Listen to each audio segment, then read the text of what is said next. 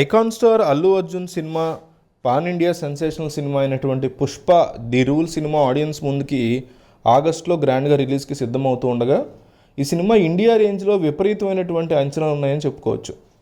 అయితే ఈ సినిమా సీక్వెల్గా రాబోతోంది. ఈ సినిమాకి సంబంధించి రికార్డులు తిరగరాస్తుందని అందరూ ఎక్స్పెక్ట్ చేస్తున్నారు. టీజర్ కూడా చాలా మంచిగా వెళ్తూ ఉంది.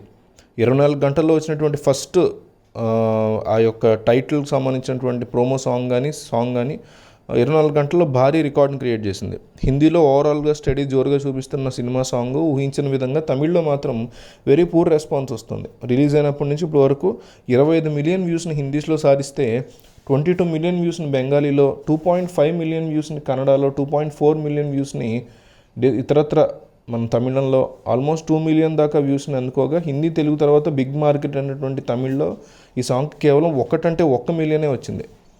అయితే ఇప్పుడు వరకు పుష్ప పార్ట్ 1 తమిళ్లో విజయాన్ని గట్టిగానే సొంతం చేసుకుని దాంతో పార్ట్ 2 కూడా అక్కడ రచ్చ వేరే లెవెల్లో ఉంటుంది అనుకున్నారు.